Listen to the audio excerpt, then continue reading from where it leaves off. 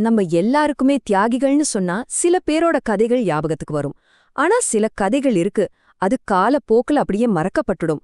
அப்படி அதிகம் யாருக்கும் தெரியாத ஆனா ரொம்பவே அதிர்ச்சிகரமான ஒரு தியாகியோட கதை தான் இது. புனித எமரந்தியானாவை பற்றிய கதை.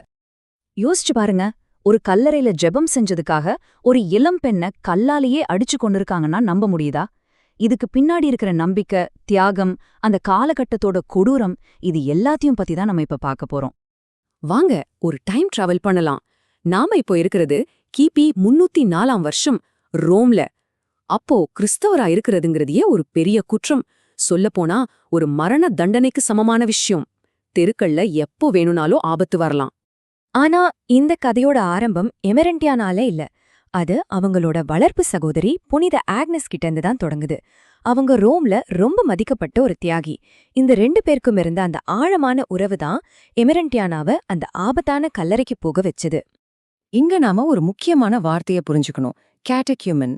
சிம்பிளா சொல்லணும்னா, எமரண்டியானா இன்னும் முழுமையா திருமுழுக்கு பெற்ற ஒரு கிறிஸ்தவரா ஆகல. அவங்க கிறிஸ்தவ மத போதனைகளை கத்துக்கிட்டு இருக்க ஒரு மாணவி மாதிரி. இந்த விஷயம் அவங்க கதையில ஒரு முக்கியமான பங்கு வகிக்கும். சரி, கதை நடக்கிற இடம், காலகட்டம், முக்கிய கதாபாத்திரங்கள் எல்லாரையும் பார்த்துட்டோம். இப்போ கதையோட மையப்பகுதிக்கு வருவோம். ஆக்னஸோட கல்லறையில எமரண்டியானாவுக்கு அப்படி என்னதான் நடந்துச்சு? புனித ஆக்னஸ் இறந்து கொஞ்ச நாள் தான் ஆயிருக்கு.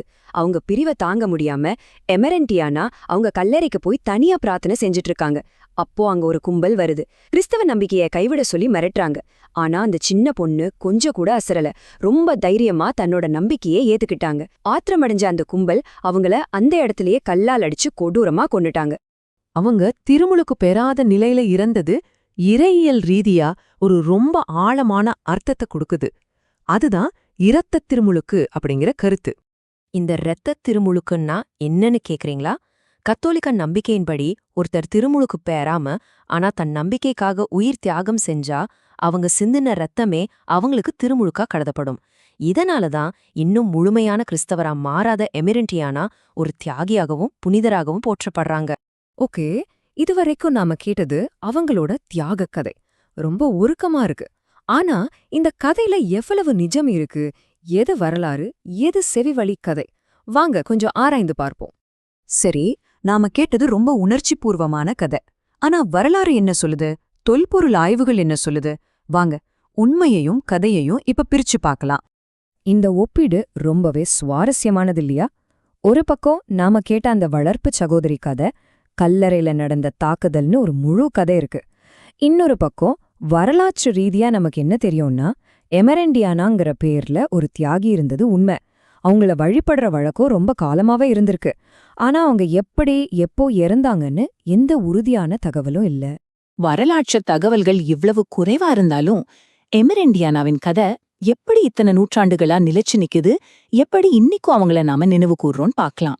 நீங்க பழைய ஓவியங்களை பாத்தீங்கன்னா எமரண்டியானாவ சில குறிப்பிட்ட அடையாளங்களோட வரைஞ்சிருப்பாங்க. அவங்க மடியில கற்கள் இருக்கும். இது அவங்க எப்படி கொடூரமா கொல்லப்பட்டாங்கன்னு காட்டுது. கையில லில்லி மலர்கள் இருக்கும். அது அவங்களோட தூய்மையையும் கண்ணிமையையும் குறிக்குது. இப்படி ஒரு படத்திலேயே அவங்களோட மொத்த கதையும் சொல்லிடுறோங்க. அவங்கள இன்னிக்கும் மக்கள் மறக்கல. ஒவ்வொரு வருஷமும் ஜனவரி 23ஆம் தேதி அவங்களோட திருவிழா நாள். ஆச்சரியமான விஷயம் என்னன்னா, அவங்கள வயிற்று வலி, குடல் பிரச்சனைகள் வராம பாதுகாக்கிற புனிதரா மக்கள் வணங்குறாங்க. நீங்க ரோம் போனா சாண்ட் ஆக்னஸ் தேவாலயத்துல அவங்களோட கல்லறையையும் அவங்க தியாகத்தை சித்தரிக்கிற ஒரு அழகான சிற்பத்தையும் இன்னைக்கும் பார்க்கலாம்.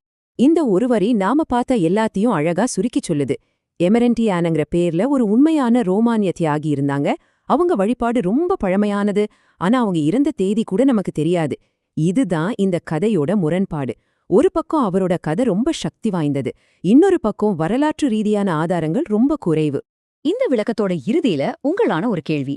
எந்த உறுதியான வரலாற்று ஆதாரமும் சரியா இல்லாத நிலையில இது மாதிரியான கதைகள் எப்படி 1700 வருஷமா நம்ம கிட்ட வந்து சேருது? ஒரு கதையோட சக்தி வரலாற்று உண்மையை தாண்டி நிக்குமா? இத பத்தி நீங்க என்ன நினைக்கிறீங்கன்னு யோசிச்சு பாருங்க.